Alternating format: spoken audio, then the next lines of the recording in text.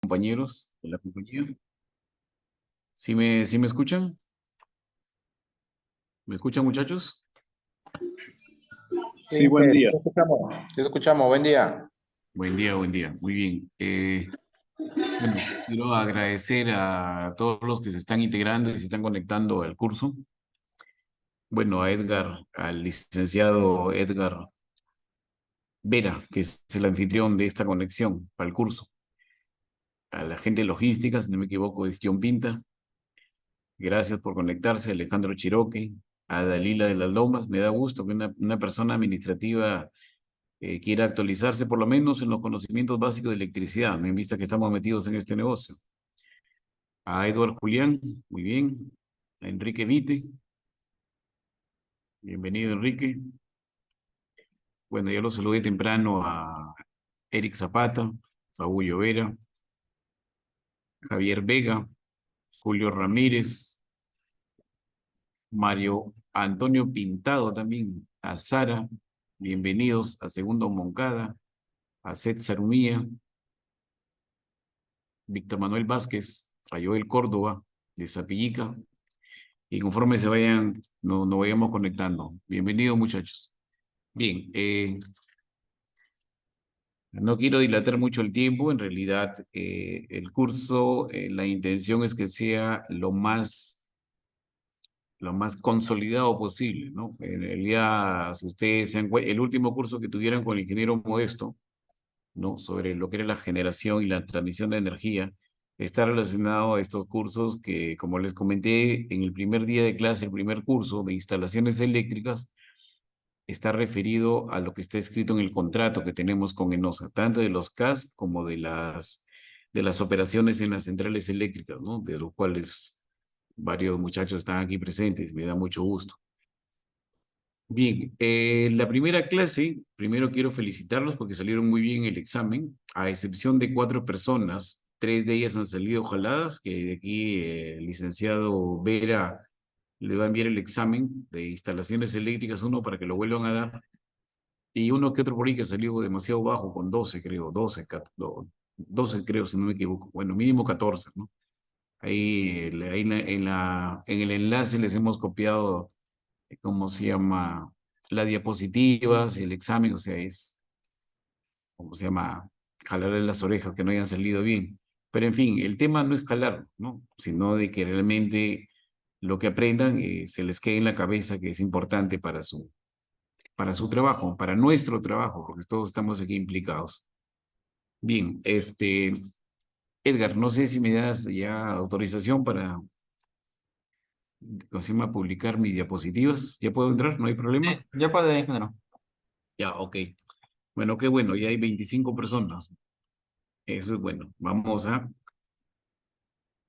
presentar un ratito.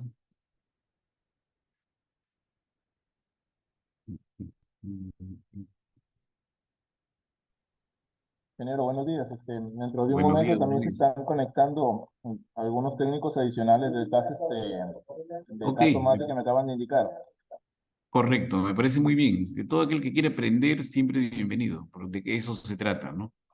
Se trata un poquito de recordar conocimientos que les han dado en las aulas cuando eran estudiantes, y para los que han aprendido de manera empírica, pues también un poquito para que entiendan la razón de ser de las cosas, ¿no?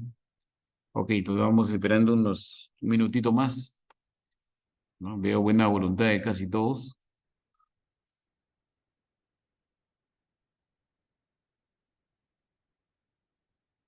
Bien, vamos a hablar de la segunda parte de las instalaciones eléctricas, ¿no? Todo este tema del mundo eléctrico que nos interesa a todos y que es importante para seguir en el trabajo en el que estamos, ¿no? Y hace de que cada cartoncito, que cada certificado que yo les entregue, y ya estamos a punto ya de empezar a entregar los certificados, eso nos valida como compañía y como empresa a que tenemos técnicos calificados, ¿no? No solamente los profesionales que trabajan acá, bueno, tenemos un título, una colegiatura que nos valida la especialidad en la que estamos, sino que ustedes también, de alguna u otra manera, estos certificados que se les va a entregar, les va a seguir también para demostrar de que realmente tienen los conocimientos elementales de la parte eléctrica, ¿no? No le voy a jamás ¿cómo se llama? A pedir de que me diseñen un circuito eléctrico complejo, porque para eso está el ingeniero eléctrico, ¿no? El especialista, pero sí tiene que tener clara cómo funciona, cómo se maneja, cómo se opera, cómo se hace mantenimiento en las instalaciones eléctricas. Desde lo más sencillo que empezamos en el curso de instalaciones eléctricas 1 hasta un poquito lo más complejo. A ver, vamos a ver de qué se trata ahora instalaciones eléctricas 2. Ya, este concepto es importantísimo. Recuerden que cada una de las figuritas que yo publico puede ser pregunta del examen, ¿no? Si yo preguntara en el examen, ¿cuál es el concepto de corriente eléctrica? Así, 2 líneas, no hay más, no hay que ser genio tampoco. La corriente eléctrica es el movimiento de electrones a través de un conductor, nada más. Ustedes ven ahí Ingeniero, la disculpe, figurita. sus ¿Sí? diapositivas no se proyectan, se ha quedado en el archivo. Ah, sí, no te, a ver, déjame ver un ratito. Un segundito, muchachos, un segundito.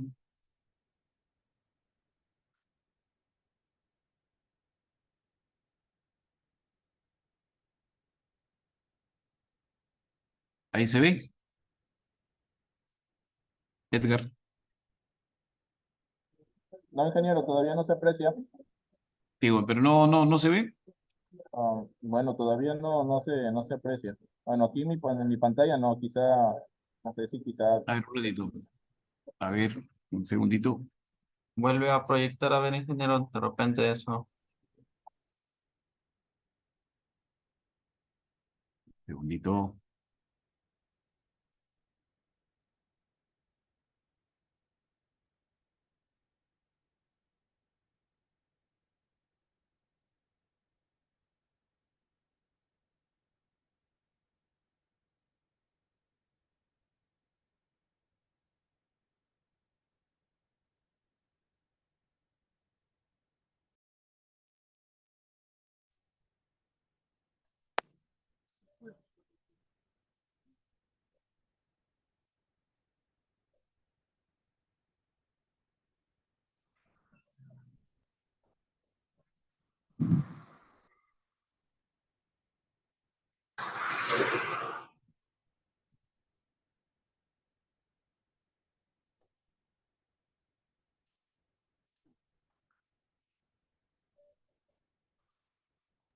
A ver, un ratito, muchachos. Ha habido un problemita técnico. Está viniendo el técnico Gian Carlos para solucionarlo. Un minutito, por favor. La disculpa del caso. Problemitas técnicos que a veces pasan.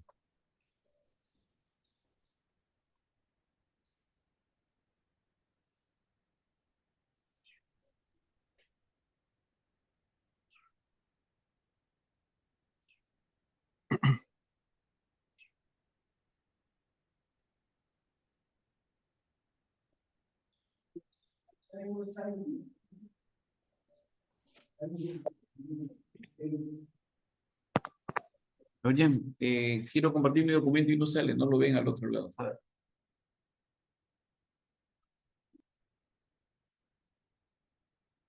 Allá. A ver, ahora, sí, ya, ahí está. Allá. ¿Dónde entro? Acá. Sí, sí, ahí abre su documento. A ver. De todas maneras, la confirmación. A ver. ¿Se ve, muchachos, o no? Sí, ingeniero, ya se Sí, aprecia. así se ¿Ya ve. se Sí, ve? se ve. Ya, ok, Ya. ok. Listo. Gracias, gracias, Jen. Ok, entonces, un poco recapitulando lo que vamos a tratar en el cursito de instalaciones eléctricas 2, habíamos empezado con este concepto, ¿no? De lo que es la corriente eléctrica. Si yo le preguntara en el examen qué es la corriente eléctrica, o la noción que tienen que tener de corriente eléctrica, porque ese es el término que se usa técnicamente, simplemente la corriente eléctrica es el movimiento de electrones, ¿no? Esos puntitos verdes que ven ahí son los electrones que se mueven a través de un conductor, ¿no? De un TW14, de un cable concéntrico. ¿De acuerdo? Salen de un lado los electrones, luego regresan por otro lado. Simplemente se mueven.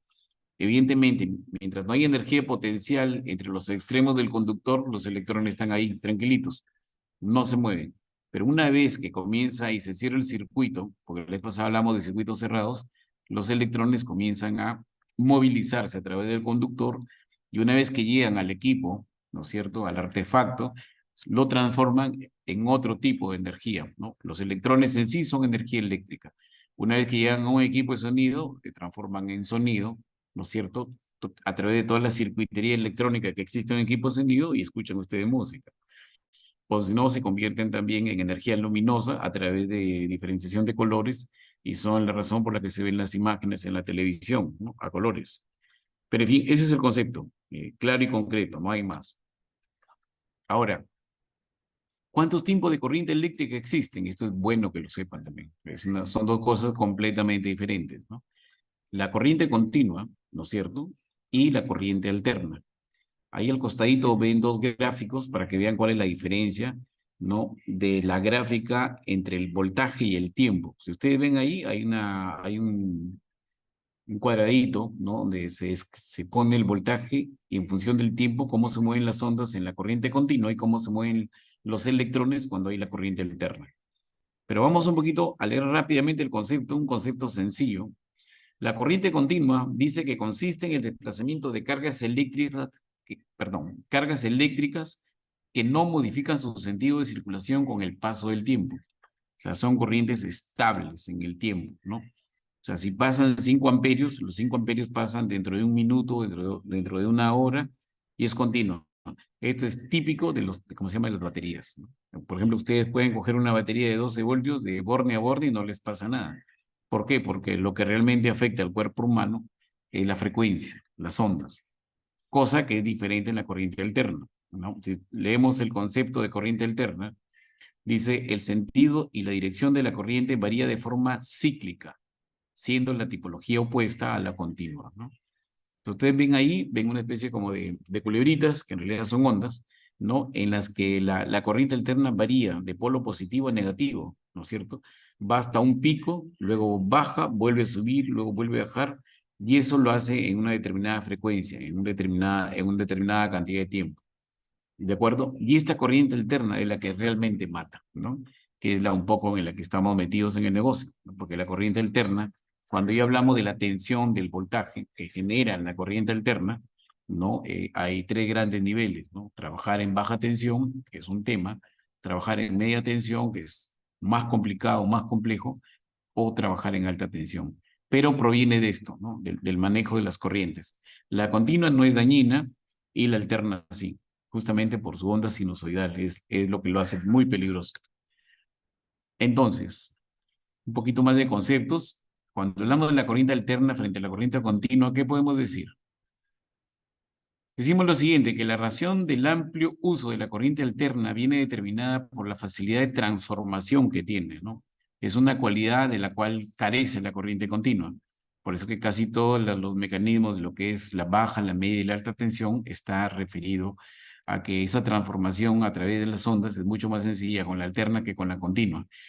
En el caso de la corriente continua, la elevación de tensión se logra conectando dínamos en serie, lo que no es muy práctico. Al contrario, en la corriente alterna se cuenta con un dispositivo. Aquí aparece por primera vez en el mundo de la electricidad la palabra transformador, que permite elevar la tensión de una forma eficiente, elevarla o bajarla, porque ambas funciones cumple el transformador. Pues esa es su labor, transformar. Bien. Bueno, la energía eléctrica, está el otro concepto que viene dada por el producto de la tensión, ¿no?, que es el voltaje, por la intensidad de corriente. Ojo, la intensidad de corriente tiene una unidad de medida que se llama amperio. De repente más adelante lo vamos a ver. Y el tiempo en el que se da.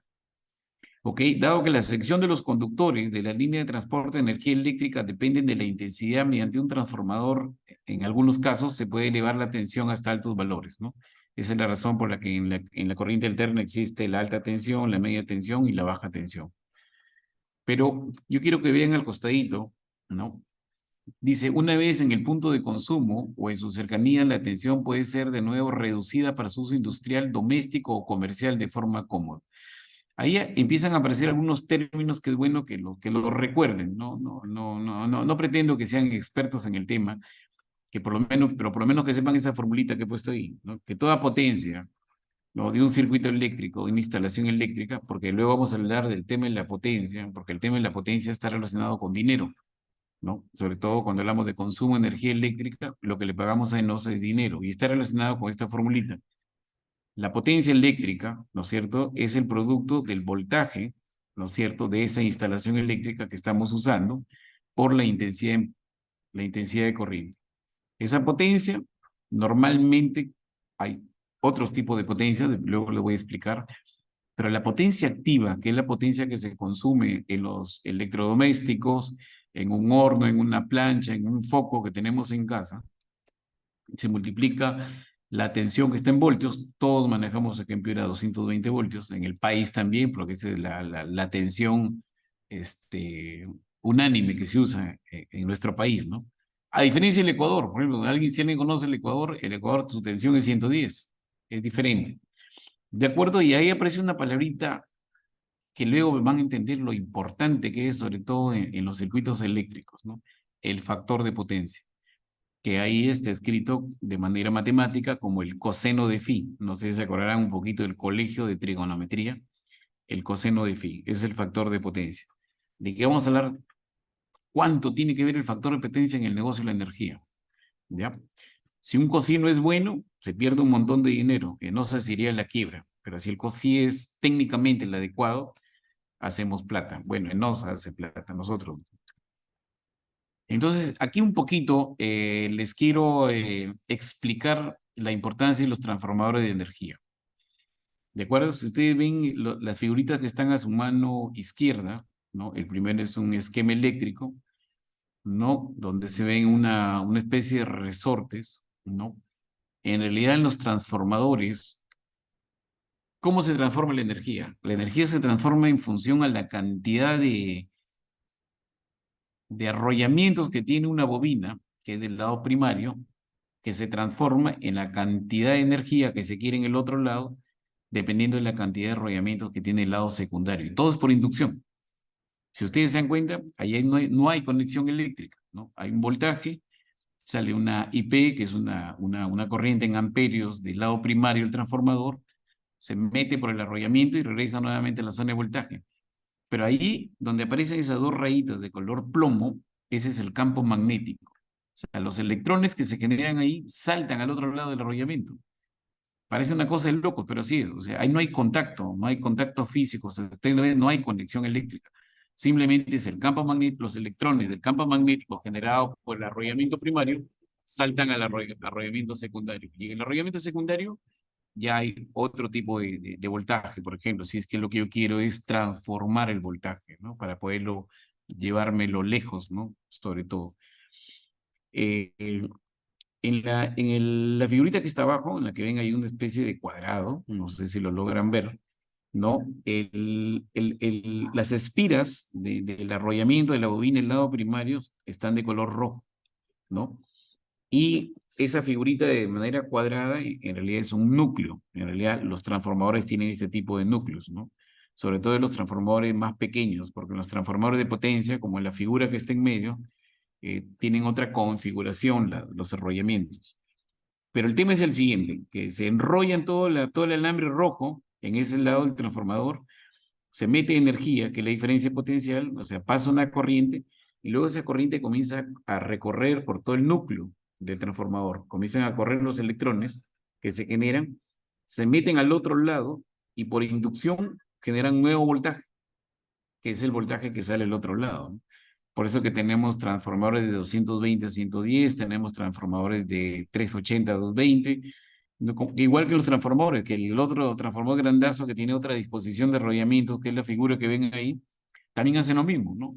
Entran 13.8 kilovoltios y los transforman en 380 a 220. O sea, transforman energía de media tensión a energía de baja tensión. Igual, cuando se transporta en alta tensión, ¿no? Uno transmite en 60.000 voltios, por ejemplo, ¿no? Llega a una determinada ciudad y luego entran los transformadores de potencia y transforman los 60.000 voltios y te lo bajan a media tensión, a 13.8. Luego se reparte toda la energía en 13.8 y luego en cada transformador que está en una determinada urbanización se baja y se transforma a baja tensión, ¿no? De 13.8 lo bajas a 380 o 220. ¿Por qué? Porque en las casas utilizamos 220 voltios, porque ese es el voltaje universal de nuestro país. Lo que está al costadito de repente no lo van a entender, pero la idea es que sepan de que existe, ¿ya? Esa es la simbología eléctrica de lo que es un transformador, ¿no? Si ustedes ven, siempre hay dos circulitos, ¿no es cierto? Uno que dice de dónde viene la tensión y cómo la transforma. Por ejemplo, ustedes ven ahí, hay una línea servida que dice 15 kV. O sea, ahí entran 15.000 voltios al lado primario del transformador. Y la otra bolita habla del otro lado del transformador cuando ya se transforma, ¿no? Dice, se transforma 380 a 220, ¿no? Y por ahí ven otros términos, ¿no? Que luego se lo voy a explicar. La palabra kVA, ¿no? Que es la potencia aparente, que es otra historia. Voy a tratar de ser lo más didáctico posible para explicarles. Y aparece la frecuencia, ¿no? Este es el movimiento de ondas, ¿no? De lo que les expliqué acá, ¿no? De la corriente alterna. La corriente alterna se transmite, ¿no? A través de una frecuencia que en nuestro país es de 60 Hz. O bueno, debería estar entre 50 y 60, ¿no? Para los especialistas. ¿Ok? Y abajo es un transformador de esos de casa, estos chiquitos que utilizamos, donde su símbolo es ese, ¿no? Dos bolitas entrelazándose. Ese es el símbolo eléctrico de un transformador y el que está arriba es un símbolo eléctrico de un transformador de potencia, ¿no? De los que van en las ciudades. ¿Ok? Esto espero que no les dé un dolor de cabeza, ¿no? Pero son fórmulas para calcular la corriente eléctrica en circuitos eléctricos de corriente continua para unos casos y sobre todo la corriente alterna, que es en el que estamos nosotros metidos, ¿no? Si yo tengo un circuito de corriente continua que funciona con una pila Rayovac, que funciona con una pila alcalina o que funciona con una batería, la fórmula es sencillísima, ahí la ven. Dice que la corriente eléctrica ahí es igual a la potencia eléctrica, ¿no es cierto?, del circuito entre el voltaje que se le está poniendo. Ahí ven ustedes la cantidad de amperios que van a pasar por ese circuito. Pero un poquito más complejo, ¿no? A raíz de todo este movimiento sinusoidal de ondas que les dije, la corriente alterna tiene dos fórmulas diferentes. Una cosa es tener corriente alterna monofásica y otra cosa es tener corriente alterna trifásica. Sus cálculos son diferentes. Si ustedes ven la monofásica, ustedes ven ahí una P, que es la potencia del circuito o la potencia que uno va a consumir en casa, porque en casa tenemos circuitería monofásica, sobre el voltaje que es 220 y aquí aparece esta figurita de cos-phi, el factor de potencia, que luego más adelante les voy a explicar para qué. Bueno, si aplicamos esa fórmula, vamos a encontrar la cantidad de amperios que están pasando por el medidor y que entran a nuestra casa. Evidentemente, en un transformador más complejo, ¿no? más grande, como el que han visto, como el que hemos visto acá, el transformador grande, calcular la corriente en ese transformador trifásico es un poquito más complejo, ¿no? ¿Qué dice la fórmula? Dice que la intensidad en amperios de un transformador, de un circuito trifásico, es la potencia que uno anda buscando entre la raíz de 3, el valor del voltaje del transformador, nuevamente por el famoso cos-phi, por el factor de potencia. ¿De acuerdo? No les voy a tomar en el examen ninguna pregunta de fórmulas porque sé que probablemente no se acuerden y otros no están metidos en la especialidad. Pero por lo menos por cultura general, sepan que la corriente continua se calcula con un tipo de fórmula y la corriente alterna se calcula con otro tipo de fórmula. No es lo mismo, a pesar de que son circuitos eléctricos. ¿Ok? Seguimos. Cuando hablamos de las instalaciones eléctricas, ya metiéndonos, complicándonos más la vida, pues según su tensión, pues es un poquito lo que les mencioné hace un rato, ¿no? Hay instalaciones eléctricas de alta tensión, instalaciones eléctricas de media tensión, instalaciones eléctricas de baja tensión, que es la instalación eléctrica que se usa en cada una de las casas o en las residencias, ¿cómo se llama? De la ciudad de Piura y de todo el Perú. Pero también hay instalaciones eléctricas en generación, hay instalaciones eléctricas en transporte y distribución de la energía, también hay instalaciones eléctricas especiales en los transformadores e instalaciones eléctricas en los receptores, ¿no? Así como nosotros en nuestra casa tenemos una llave y cuchilla, ¿ya? Por ejemplo, en las centrales donde trabajan varios de nuestros colaboradores, ¿no? La gente por ejemplo, de Máncora, de Paita, del Bajo Piura, que trabajan en las centrales eléctricas, esas centrales en realidad es la llave y cuchilla de la ciudad, porque ahí se transforma la energía y de ahí se reparte. Cuando hay un tema, una cosa complicada, ¿qué se hace? se controla desde ahí, se baja la palanca, como se dice, y la ciudad se queda a oscuras, ¿no? O sea, las centrales eléctricas de este tipo son las llaves cuchillas de la ciudad. Ya es un poquito para que tengan la analogía. Así como tenemos en casa un tablero general donde tenemos todas las llaves termomagnéticas, igualito es esto, pero ya un poco a otra dimensión, más compleja, que la media tensión y la alta tensión. En caso de baja tensión es el tablero, ¿no? En el tablero tenemos la llave cuchilla general, tenemos la llave de iluminación, tenemos la termomagnética de, ¿cómo se llama?, de toma corrientes, y por ahí hay una termomagnética también que casi nunca la usan, que es la termomagnética diferencial, que es para los niños, para que no se electrocuten. Bien. Ahora, esto sí tiene que ver con nuestro negocio. Eso es bueno que lo sepan hasta las chicas del CAS, de los diferentes CAS, porque es así como es una instalación eléctrica doméstica, ¿no? Es la que se encuentra situada dentro del hogar y se encuentra conformada por elementos de mando y protección, circuitos de alimentación, de receptores y también hay circuitos de conexión. Si ustedes ven la figura, quiero que vean la figura, ven ustedes ahí el poste, no sé si lo ven el postecito, y ahí hay 5 líneas, ¿no? Esta red pública, que es de baja tensión, que es prácticamente la red pública para todos los circuitos domiciliarios, tiene 5 líneas. ¿Y qué significa las 5 líneas? Que su sistema de conexión que sale del transformador es una conexión estrella, que luego les explicaré, no se asusten. La línea de arriba se llama R, la segunda línea se llama S, la tercera línea se llama T, la que sigue es el neutro, y la última es la de alumbrado público, ¿no es cierto? Entonces, ¿qué es lo que hacen los técnicos en realidad cuando hacen una instalación en un sistema estrella 380-220? Cogen cualquiera de las 3 líneas que están arriba y cogen el neutro, que es el cuarto alambre. Y eso, ¿no es cierto?, se lo llevan a su, ¿cómo se llama?, a la cometida, tiene su nombre, este palito que tiene forma de bastón, ya me olvidé. Bueno, la cosa es que la cometida baja de la instalación de la red, entra, baja por la cometida, que es la cometida en realidad todo eso, hasta el medidor, ¿no es cierto? La ley de concesiones eléctricas, ¿qué dice? Dice, no me toques el medidor porque del medidor a la línea yo soy el dueño. Eso es lo que dice la ley de concesiones. El dueño es del medidor hasta la red electro-noroeste. Y del medidor hacia adentro es responsabilidad del usuario. ¿De acuerdo? Por eso que cuando ustedes no tienen luz y su problema es interno, que no se le dice, bueno, ese es su problema, señor. Pero si hay un problema del medidor hacia afuera, ese problema es de la compañía. ¿De acuerdo? Bueno, y ahí están todas las cargas, como ven en el dibujito, todos los circuitos, ¿no? Para iluminar la casa, los tomacorrientes, etcétera, etcétera, etcétera. Y también, que es fundamental, pero que casi no es una costumbre, pero debería estar ahí dibujado, está la puesta a tierra, pero está para el sistema eléctrico, para la red de distribución. Hay una puesta a tierra que protege la red, pero debería haber también una puesta a tierra para la casa, porque la puesta a tierra también tiene una función importantísima, sobre todo de seguridad para las personas. ¿Ok? Seguimos. Bueno, hablando de instalaciones eléctricas, ¿no es cierto?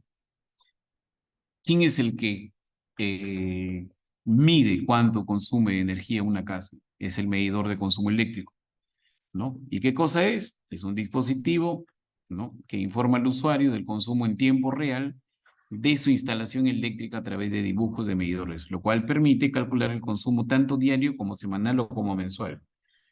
¿De acuerdo? Eso que están ahí, creo que es lo que más conocen, son los medidores de energía, que son los que se instalan, ¿no es cierto?, en las casas para poder saber cuánto energía activa ha consumido el usuario, y eso es lo que NOSA le cobra, y eso es lo que los CAS cobran, ¿no? El valor de la energía que se ha consumido. Ahí al costadito, algún día de repente pueden ver un plano eléctrico, ese es el símbolo del medidor de energía, WH. Es un símbolo eléctrico que se usa en los planos. Dentro de las instalaciones eléctricas, si queremos hablar de lo más elemental que es una casa, tenemos que crear un poquito lo que es el tablero de distribución eléctrica, ¿no? Para el caso de una casa, de un hogar. Dice, un tablero de distribución es un componente del sistema eléctrico de distribución que divide la alimentación de energía eléctrica en circuitos, al tiempo que proporciona un disyuntor o un fusible de protección para cada circuito, ¿no? en un gabinete que se llama tablero de distribución eléctrica. Ahí está el símbolo, ahí lo ven, es un rectángulo con una diagonal, dos colores, blanco y negro, pero ese es un símbolo que se pone en los planos eléctricos. Pero quiero que vean, a ver, sobre todo para los que no son electricistas, ¿no? En la primera figura que está arriba, ¿no? Es un circuito eléctrico donde solamente he puesto dos cosas, ¿no? La iluminación, ustedes ven ahí, hay un foquito, hay un interruptor y abajo hay un tomacorriente, ¿no? Porque ese es el circuito más elemental de toda casa, ¿no? De la casa más humilde que hay en Piura, en Sullana o en todo el departamento en el Perú, ¿de acuerdo? Y si ustedes ven arriba, ven hasta 4 tomacorrientes, perdón, llaves termomagnéticas, ¿no? Si ustedes ven ahí, la primera, que es la que viene la energía de la calle, que no se nota ahí, es la famosa llave general, ¿de acuerdo?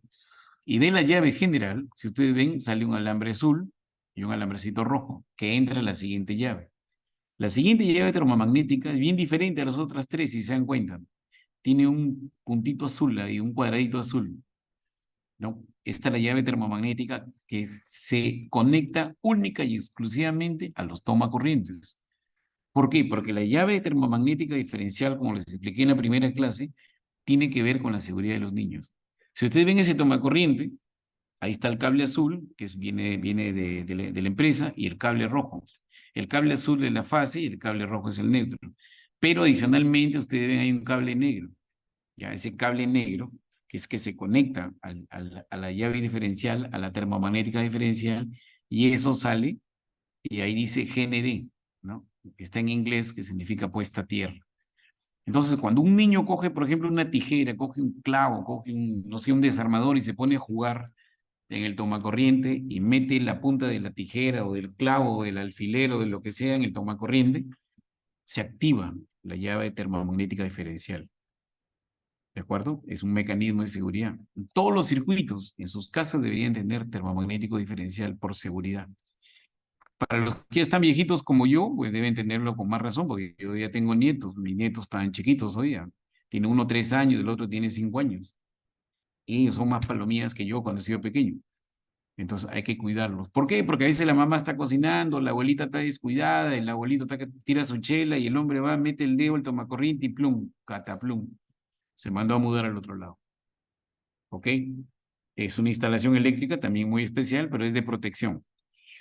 Y si ustedes ven arriba, en el foquito solamente hay dos alambres, el azul y el rojo. O sea, la fase que viene de la calle y el rojo que es el neutro. ¿Por qué? Porque la iluminación no se protege con el sistema diferencial. ¿No? Ningún niño va y se cuelga en un foco para ver si le pasa corriente, por eso es que no se considera, porque toda la iluminación está a nivel de techo, ¿no? Y los tomacorrientes están por encima del 1,60 m, el 1,70 m, si no me equivoco, lo que dice la norma, ¿ok? Bien, entonces, ese tablerito de arriba, ya lo ven abajo, es prácticamente lo mismo, ¿no?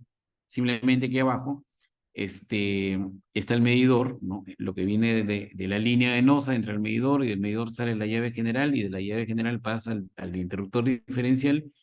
Pero ahí les he puesto yo varios tomacorrientes. ¿Por qué? Porque en las casas residenciales no solamente es tomacorriente y luz. En las casas residenciales hay una llave especial, por ejemplo, para todo lo que es el sistema de bombeo de agua, para los que tienen sistema de bombeo de agua. ¿De acuerdo? ¿Por qué? Porque si el sistema de bombeo ustedes lo agarran y lo pegan en el tomacorriente, el día que le pase algo a la electrobomba no van a saber de dónde demonios salió el error. Y tienen que recorrerse todita la casa para ver dónde fue el cortocircuito. En cambio, si tiene su propia llave y se falla la bomba o se quema lo que pasa, el resto de la casa sigue funcionando bien. Igual pueden tener un tomacorriente también para todo lo que es hornos. No sé que tienen algún tipo de hornos o de cargas eléctricas especiales. ¿Me entienden? Es un poquito, para las termas, por ejemplo, para los que tienen terma de agua caliente en su casa, que no les gusta bañarse con agua fresca, sino con agua calentita, igual.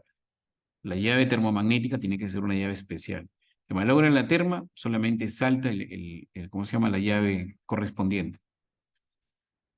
Bien, creo que estoy hablando como loquito acá. ¿Todo está bien? ¿Sí entienden o estoy avanzando muy rápido? A ver, por favor. Sí, ingeniero, es entendible. ¿Estamos bien? Sí, todo ¿Alguna bien. duda hasta ahí? ¿Alguna murmuración? Bueno, está bien entendible, no hay problema. Sí, continúe. No te escucho nada, hijo. A ver, un ratito.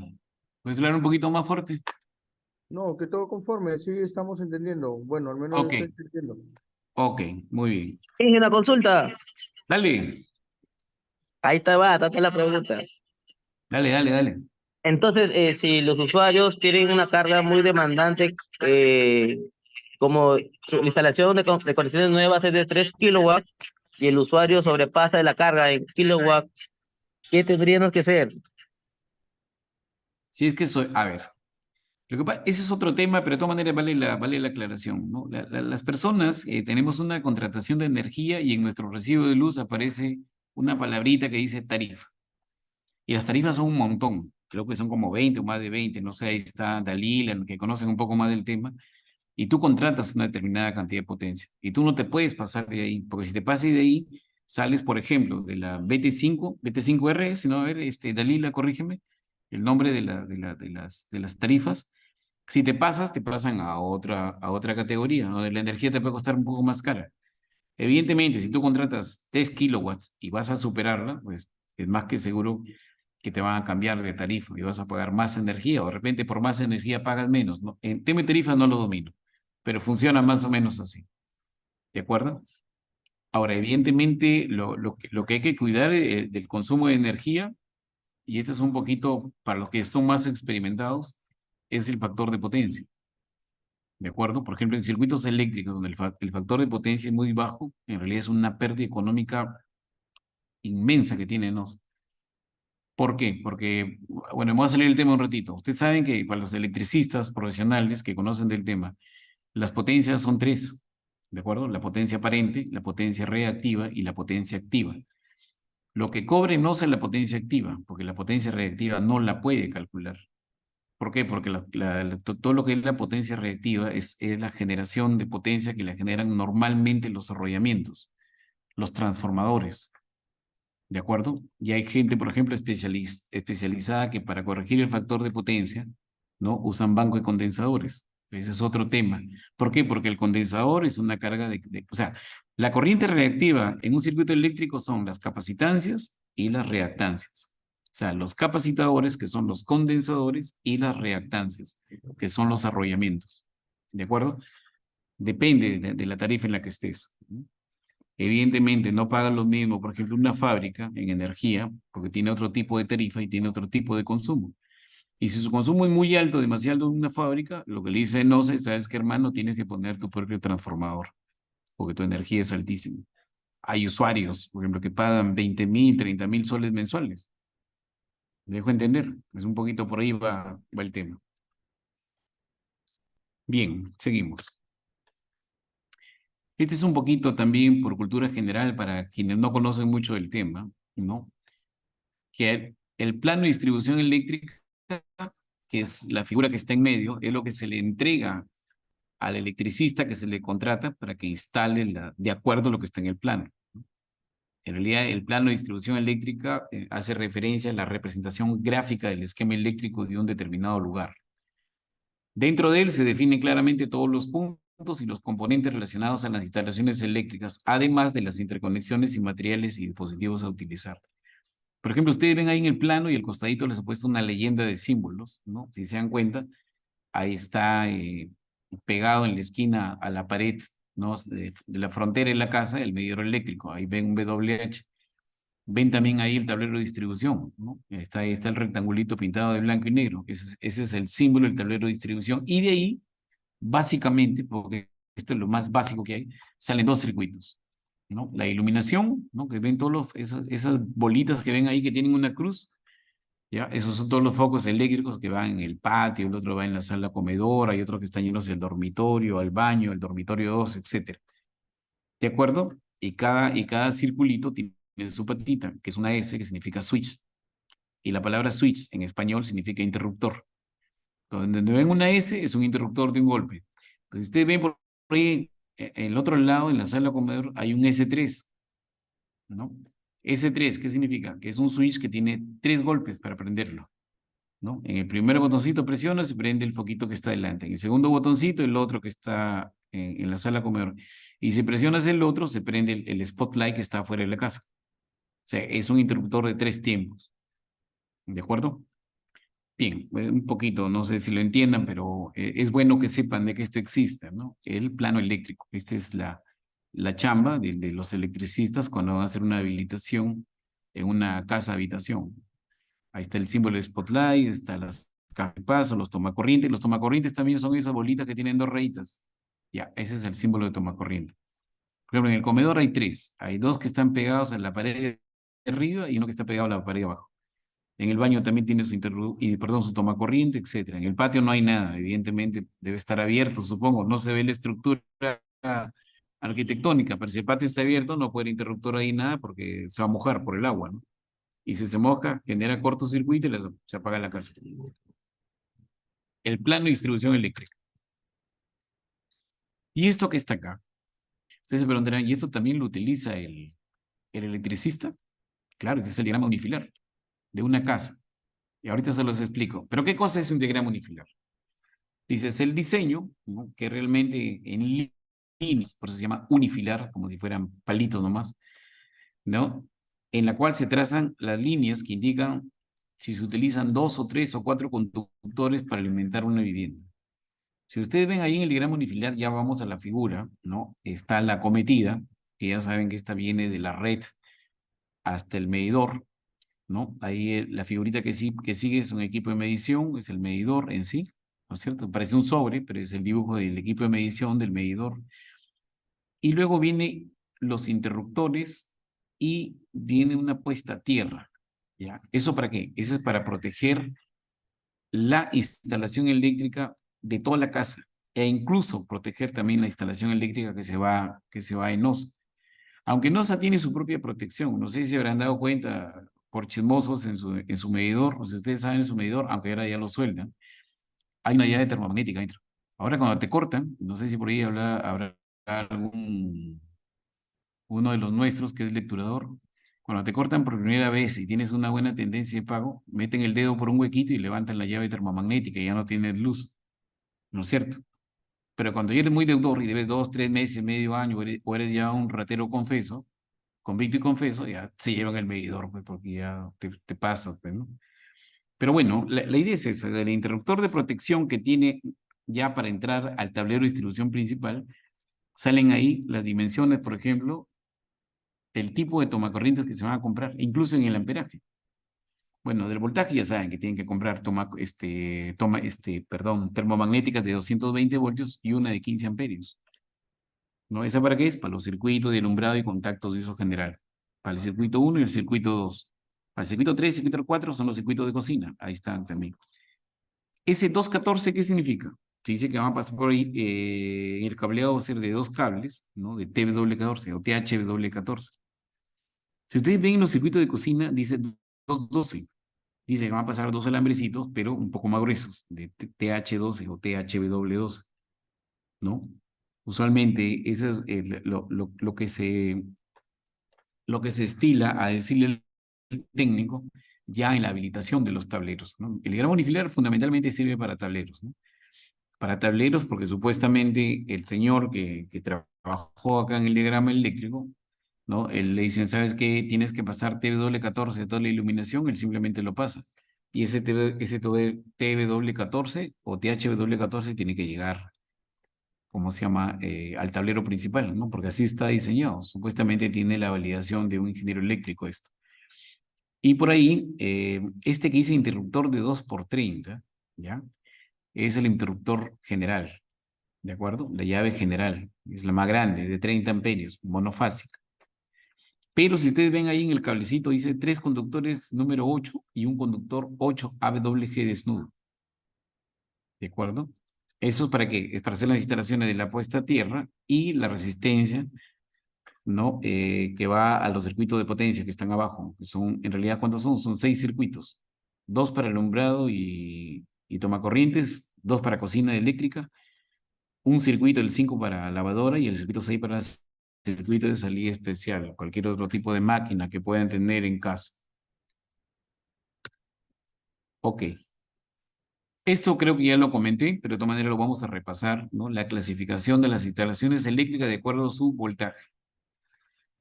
En realidad, Los especialistas en electricidad la desmenuzan de esa manera, ¿no? El EAT, que son las líneas de extra alta tensión, que va desde los 500 kilovoltios. Luego vienen las líneas de alta tensión, que son de más de 33 kilovoltios hasta los 500 kilovoltios, la alta tensión, porque por encima de 500 ya es extra alta tensión. La media tensión va desde 1 kilovoltio, o sea, de 1000 voltios, hasta los 33 kilovoltios o 33.000 voltios. Y la baja tensión, que es la tensión, el voltaje con el que trabajan nuestras casas, se considera baja tensión desde los 50 voltios hasta los 1000 voltios, ¿no? Aunque el voltaje nuestro, ¿cuánto es? Es 380-220, en realidad 220, ¿correcto? Luego, dentro también de lo que es la corriente alterna, está la MVT, es muy baja tensión, cuando llega hasta los 50 voltios, y la MVTS, que es de muy baja tensión o tensiones de seguridad, ¿no? Se limita incluso a los 24 voltios, pero en alterno. En realidad más se hacen en corriente continua, que son para las baterías, de los autos, etc. Ok, ahí está. La alta tensión, ustedes ven ahí la figurita. Está la central eléctrica de la energía que se produce. Ahora hay modalidades de energía, ¿no? Hay centrales térmicas, centrales hidráulicas, centrales eólicas, etc., que pasan a las torres de alta tensión. Entonces, ¿qué transporta una torre? Alta tensión. Y de la alta tensión pasa a su media tensión, ¿no? Para que quede media tensión y luego la baja tensión, que es lo que se vende de manera doméstica para todo el mundo.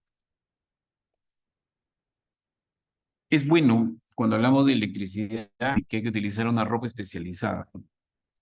Ahí se encuentran los elementos de protección personal para hacer trabajos con energía eléctrica. Todo lo que está ahí, por si acaso, yo no lo exijo, lo dice el RECESATE, que es el Reglamento de Seguridad y Salud en el Trabajo Eléctrico. Es una resolución ministerial que salió en el año 2013 del Ministerio de Energía y Minas, y dice, y espero que los muchachos de centrales, si me están escuchando, su casco tiene que ser clase E, tiene que ser un casco de eléctrico obligatorio, no puede ser casco de construcción civil, ¿no? Sobre todo si trabajan en líneas eléctricas aéreas y de media y alta tensión, sobre todo en las centrales, creo que lo que tienen más cerca es media tensión, o depende de alta tensión también, no lo sé. Luego, protección no conductora de electricidad para los ojos y la cara, ¿no? Acercamiento, por ejemplo, a los muchachos que trabajan en celdas, es obligatorio que se pongan su careta flash. Todos tienen, hasta donde me ha comentado el ingeniero Juan Ortega, que es el jefe de seguridad aquí en ERSAP, todos tienen su careta, así que utilicen. Cada vez que hagan una maniobra en una celda, sobre todo en las centrales, tienen que tener su ropa, su protección. Arc flash en español significa arco eléctrico. ¿Ok? Y su ropa de trabajo, bueno, la norma dice que debería ser antillama o ignífuga. No sé, no lo he verificado, pero eso es lo que dice la norma. Y sus guantes de goma, ¿no? Dependiendo del tipo de tensión, ¿no? No es lo mismo utilizar guantes cero, doble cero, guantes para media, guantes para alta o guantes para baja tensión. Son completamente diferentes, más su refuerzo, ¿no? Que es el contraguante que tiene que ir de protección. Sus zapatos también tienen que ser zapatos con suela de goma o dieléctricos, ¿no? Y todo DPP debe ajustarse correctamente. Tienen que tratar de mantenerlo limpio porque es para ustedes y almacenarlo de manera correcta para cuando lo usen ustedes o lo use su compañero, ¿no? Que esté de guardia. Si hablamos un poco de herramientas típicas para un electricista, tienen que ser herramientas aisladas y eléctricas, desde las pértigas, los arneses también especializados, las pinzas, etc. Y cuando se trabaja con arco eléctrico, lo que recomienda la norma es tener una manta eléctrica, tirarla y pararse encima de la manta para mayor protección, en caso se genere un arco eléctrico. ¿Cuál es el problema del arco eléctrico? Que el arco eléctrico, normalmente cuando, por ejemplo, en un tablero, alguien va a operar un tablero y no se da cuenta y se cae una barra y choca con la que sigue, con la inmediata, se genera un cortocircuito, pero en realidad un arco eléctrico, ¿no? Lo que es un fogonazo inmenso y se genera una temperatura por encima de los 1000 grados centígrados. O sea, cualquier cosa que agarre lo desintegra. Y si a ustedes les agarran la cara, les agarran las manos, tengan la plena seguridad que van a ser ya discapacitados de por vida si es que no mueren. ¿Ok? Así que usen su CPP por su propio bien. Aquí un poquito la teoría, un poquito son fórmulas, no los quiero aburrir, pero tienen por lo menos que saber las cosas básicas, ¿no? Cuando hablamos de potencia es una cosa, de un equipo, y cuando hablamos de energía es otra cosa. ¿De acuerdo? Por ejemplo, ustedes van y se compran un equipo de sonido. Van a la tienda y le dicen al buen mozo o a la buena moza que atiende, ¿sabe qué? Quiero un equipo de sonido. ¿Qué es lo primero que tienen que preguntar? Porque al final, dependiendo de la cantidad de horas que ustedes utilicen su equipo de sonido, es la cantidad de plata que van a pagar a ENOS. Lo que tienen que ver son los datos de placa, ¿no? Voltean el equipo, atrás tiene una plaquita y ven la potencia. ¿De acuerdo? Entonces, ¿cuánto consume este equipo? Sea cualquier marca, 400 vatios. Ah, ok. De acuerdo. Ahora, hay otra potencia, que es la potencia de sonido, que se mide en otra unidad, que no le he puesto acá porque ya es entrar en cosas de locos, que se llama PMPO, que es la potencia audible, que es la potencia de bulla, ¿no? Nunca han visto que la gente dice, oye, el vecino se ha comprado un equipo de sonido bien chiquito y hace una bullaza. Ya. Esa bullaza es el PM, pues, la potencia no referida a, ¿cómo se llama?, dispersión acústica. Pero la potencia que ustedes consumen y son la que le van a pagar en no sé, es la potencia que viene atrás de la plaquita del equipo que está en vatios. ¿De acuerdo? Y la energía, como ustedes ven ahí en el rectangulito azul, son los kilowatts, pero que se consumen en una hora. ¿De acuerdo? Entonces, por cultura general, ¿cuánto cuesta un kilowatt hora acá en Piura? ¿Cuánto nos cobra ENOSA por consumir un kilowatt hora? Cuesta 69 centavos, si no me equivoco, que fue lo último que vi en mi recibo. O sea, por cada kilowatt hora que ustedes consuman, les cobra 70 centavos, sin IGB. Evidentemente, entonces, si ustedes del día 1 al día 30 de cada mes consumen 200 kilowatts, tienen que multiplicar 200 kilowatts por 0.70 ya, vamos a redondear. ¿No? 7 por 2, 14, ahí son 140 soles. Entonces, lo que tienen que hacer, lo que pretendo tratar de decirles es que si estas clases les sirven de algo, aprendan a calcular su energía que van a pagar. ¿Y cómo se calcula? Ya les voy a enseñar, que es más fácil que pegarle a Vilches, es sencillísimo. Hay que ver la potencia de cada equipo y cuánto tiempo funciona cada equipo. Eso es lo que da el consumo de energía que se le paga a ENOS. Bien, un poquito quise entrar en ese tema, ¿no? ¿Cómo se calcula el consumo de energía que se le paga a ENOSA? Que se mide en kilowatt hora. Ahí al costadito les he puesto un cuadradito de referencia, ¿no? Antiguamente, porque este cuadro es un poco antiguo, se utilizaban los focos de 100 vatios. Ahora eso ya no existe, es una locura tener un foco de 100 vatios, hay que ser burro para tener un foco de 100 vatios. Ahora están ¿cómo se llaman? Los focos ahorradores, ¿no? Que te da exactamente la misma luz de un foco de 100, pero consume solamente 14 vatios, 8 vatios, 9 vatios, que cuestan un poco más caros, sí, cuestan 9 soles, 10 soles, 12 soles, dependiendo de la oferta y el sitio donde los compren. Pero bueno, basado en esa filosofía, se hizo esta comparación. Miren hacia arriba, hacia el lado derecho, hay una planchita. ¿Ya? Por ejemplo, esos que les gusta andar bien tizos, bien planchaditos, y luego reniegan porque pagan un enorme recibo de luz, ¿no? Una plancha consume 1200 vatios de potencia. No estoy hablando de energía, 1200 vatios. Si ustedes ven al costadito, hay una correlación con los foquitos. Hay 12 foquitos. O sea, cada foco, estamos hablando de los focos antiguos, era equivalente. Cada vez que tú enchufas una plancha, equivale como que en tu casa tuvieras 12 focos prendidos. Porque cada foco de 100 vatios da 1200. Entonces, se dan cuenta de la importancia de que planchar es una de las actividades más caras que genera más costo en el consumo de energía eléctrica de la casa. Igual, miren abajito, las aspiradoras van por ahí. 1200. Uf, los hornos microondas, igual. A esos que les gusta meter una torta de 1 hora, 2 horas en el horno de microondas, el recibo de luz luego lo va a bloquear. Tal vez lo que es para mí, yo nunca lo he hecho y no lo haré. Miren abajo, dice aire acondicionado. ¿Cuánto consume un aire acondicionado? Por muy bonito que se vea, blanquito y todo, casi 3000 vatios.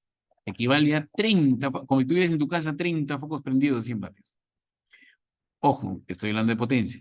Digamos a ver cuánto eso nos cuesta en soles. Pero también están las cosas ahí que más utilizamos. Por ejemplo, ustedes ven por ahí en la segunda fila, bajando tres ubicaciones, está el televisor. Los televisores consumen en realidad entre 150 a 200 vatios de potencia. Las laptops, las computadoras también. ¿no? Para el que tiene un radio relativamente económico, 15 vatios, es poco. Por ahí también ven las licuadoras, 350 vatios, las lavadoras 375, 400. Aunque ahora la tecnología ha avanzado tanto que ya los consumos son relativamente más bajos, pero esta tabla es una tabla antigua. ¿Ok? Entonces, basado en este razonamiento, acá hay un pequeño ejemplito que les he puesto, pero para que ustedes lo hagan en su casa, ¿no? Para que sepan cuánto consumen y no renieguen cada vez que van a pagarle de NOSA el consumo de energía. En este ejemplo, que se lo voy a explicar, dice, un usuario tiene los siguientes electrodomésticos, ¿no? En la siguiente diapositiva hay un cuadro en Excel de los artefactos, ¿no? Entonces, este señor ha realizado una verificación de uso de sus equipos porque su consumo facturado en ANOSA es de 500 soles, aproximadamente. Es lo que le he dicho a ANOSA, mira, hermano, tú consumes 500 soles. Entonces, con la información recopilada, ¿no? Estimar cuál es el consumo de energía del usuario y si amerita realizar un reclamo de NOSA o no por el consumo calculado. Y ahí abajo les pongo como dato que consideren 30 días promedio, que es lo que tiene un mes, y el costo de kilowatt hora, acá está, 0.89 soles incluido IGB. ¿Ok? Entonces vamos a este ejemplo súper sencillo, a ver, ¿qué hacemos con esto? Muy bien, este padre de familia, tiene un televisor Samsung de 65 pulgadas. Ojo, estos datos de potencia son reales, los he sacado de mi casa, ¿ya? Por si acaso, aquí nada es inventado. Un televisor Samsung de 65 pulgadas, atrás en la plaquita, tiene una potencia de 300 vatios. La refrigeradora de 10 pies cúbicos, no voy a decir la marca para no hacer propaganda, 450. Un equipo de sonido LG, 350. Focos ahorradores, tengo 9 en el primer piso de mi casa. No, primer piso y patio. 9 focos. Una licuadora, una plancha eléctrica y una laptop de 14 pulgadas. Ahora, ¿cuántos hay? Bueno, tengo un televisor, una refrigeradora, un equipo como todo el mundo y 8 focos ahorradores que consumen 9 vatios. Qué bueno. Tengo una sola licuadora, una plancha eléctrica y 2 laptops, ¿no? La de mis 2 hijos que están en la universidad ahorita. Y al costadito, que es lo más importante de cómo se calcula la energía en un recibo eléctrico, es cuánto tiempo en horas usan esos artefactos.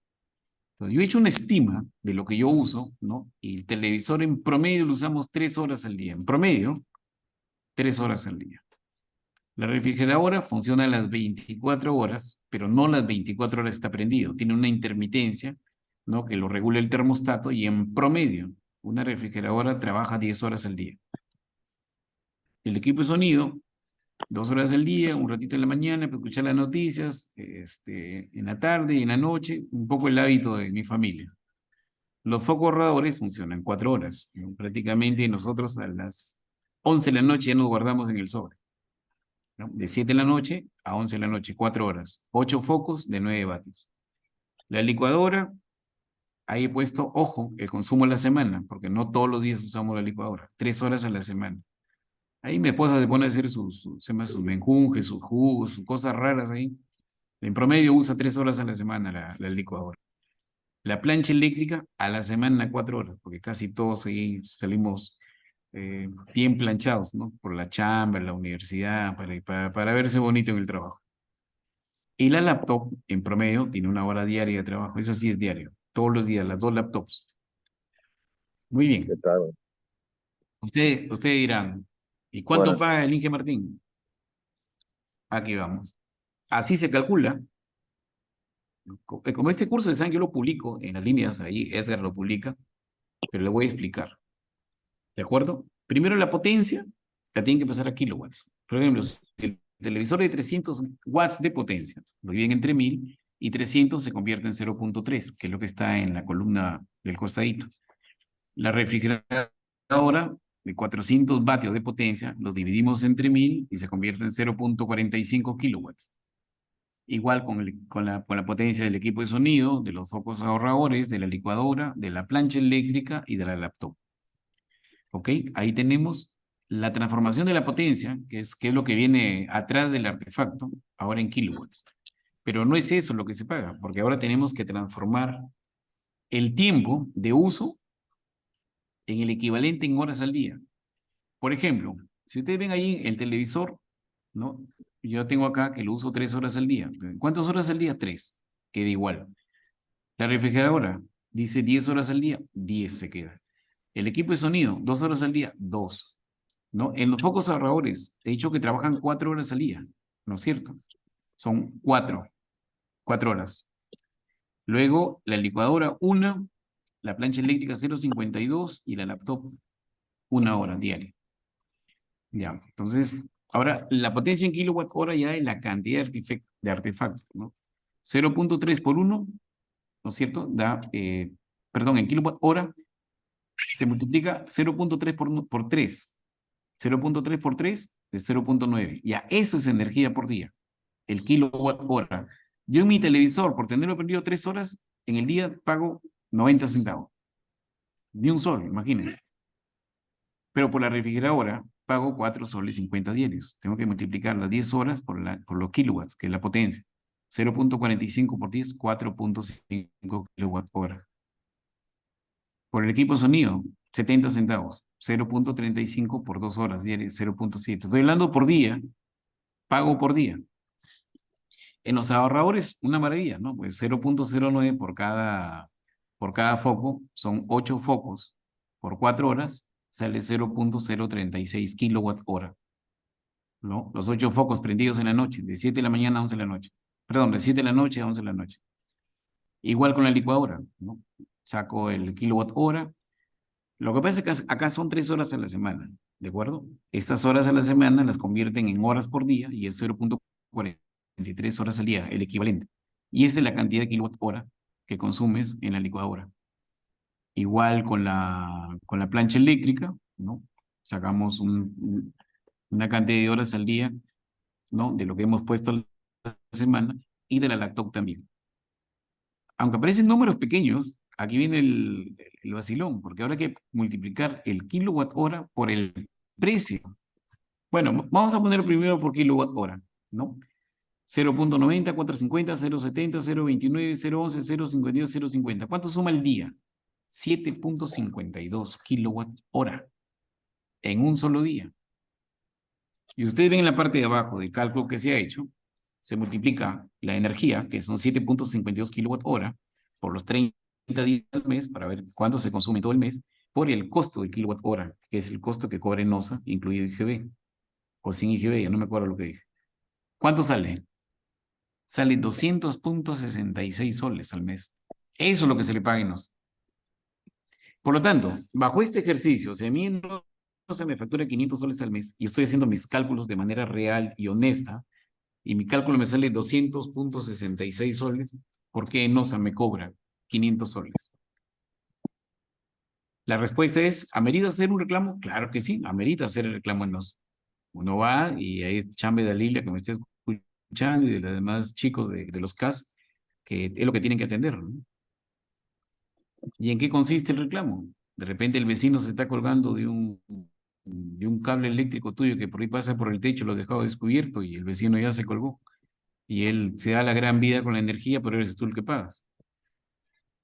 ¿No? O equipos malogrados. No tienes puesta tierra y tienes un montón de equipos que hacen tierra. Una energía que ni siquiera la consumes, pero tienes que pagarla. ¿De acuerdo? Eso es un poquito, en resumen, que se lo voy a, Edgar lo va a colgar ahí en la red. O sea, cómo se calcula de manera real lo que se le paga en los... ¿De acuerdo? Y esos datos son reales, como estos datos son míos. Yo en promedio pago así todos los meses. Ok, caballeros. Realmente ha sido un gusto, como siempre, dirigirme a ustedes para difundir conocimientos básicos, prácticos, de lo que es el mundo de la energía. Espero que les sirva de algo todo este conocimiento. Y ya Edgar, que me esté escuchando, les enviará a sus correos electrónicos o a su WhatsApp el examen, ¿no?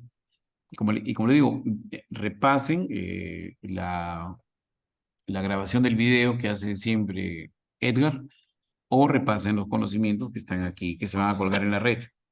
La intención, como les dije, no es jalarlos, no quiero jalarlos porque no quiero que sean expertos en instalaciones eléctricas, pero por lo menos que tengan conocimiento de cosas fundamentales, cosas, el abecedario de la parte eléctrica, ¿no? Que debemos conocer tanto técnicos, ingenieros como personal administrativo que estamos metidos en el negocio de la electricidad. Yo no sé si quisieran hacer alguna pregunta, muchachos. A ver, por favor.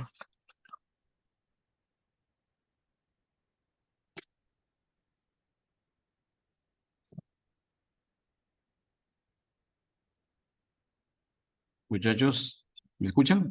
O ya se quedaron dormidos. Dije, gracias, bacán. Hemos recordado algunas fórmulas de cuando estábamos estudiando en las aulas y es un reforzamiento que hay que aprovecharle. Muy bien. ¿Algún comentario más? ¿Alguna crítica, comentario, reflexión? A ver, muchachos, hablen. Yo no muerdo ni como tampoco.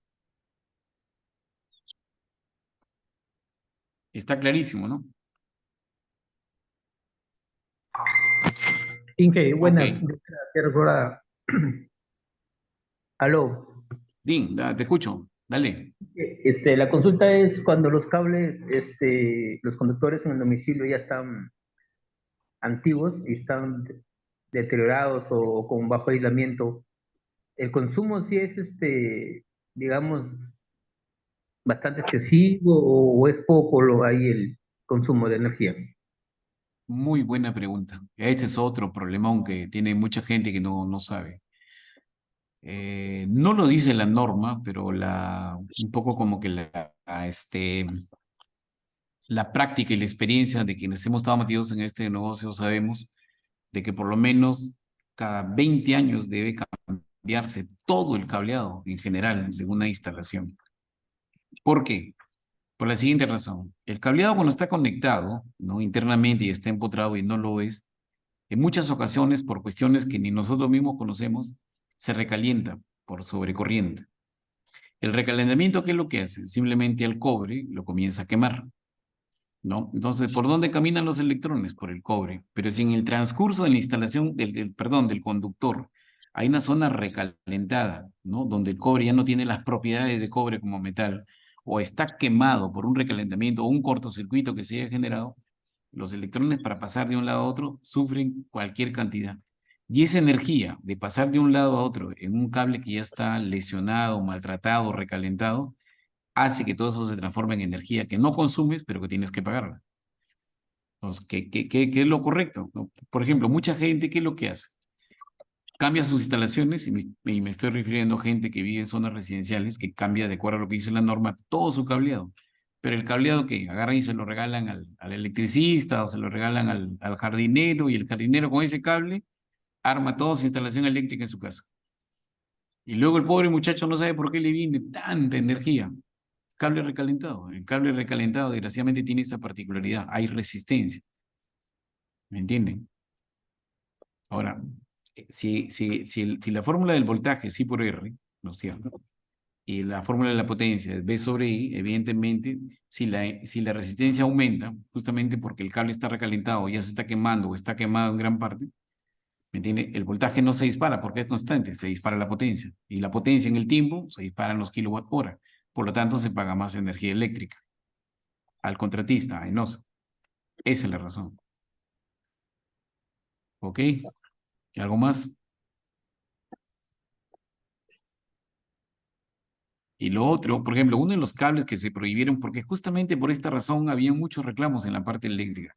Está prohibido ya en el mundo y en el Perú. Bueno, todavía por ahí hay un par de locos que usan. Está prohibido, por ejemplo, el alambre MISO, necesitan eso en las instalaciones eléctricas. El alambre MISO es de filamentos, ¿no? En una instalación normal, metes el alambre MISO, se te va a quemar. Al final vas a pagar un montón de plata y no sabes qué es por tu alambre MISO. Por eso es que se usa el THW14 para algún tipo de circuito y el THW12 para otro tipo de circuitos y el THW10 para el tema del medidor hacia la caja de medición.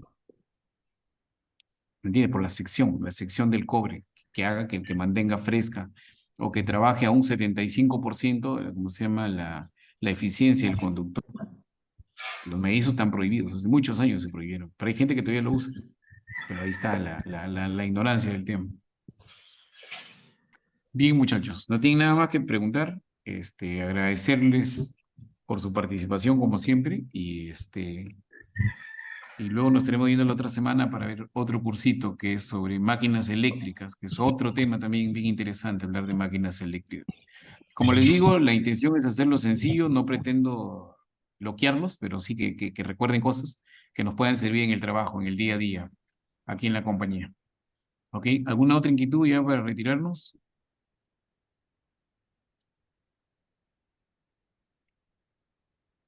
Bueno, gracias por todo. Edgar, de aquí te paso los exámenes para que se los comuniques a los muchachos, por favor. Ok, ingeniero. Ok, ok. Listo. Nos vemos, muchachos. Gracias por todo. Ok, ingeniero, hasta luego, Muy bien, gracias. gracias, Inge. Inge. Hasta luego, Ok. ingeniero. Muchas gracias, Inge, muchas gracias. Bien, Inge. Gracias.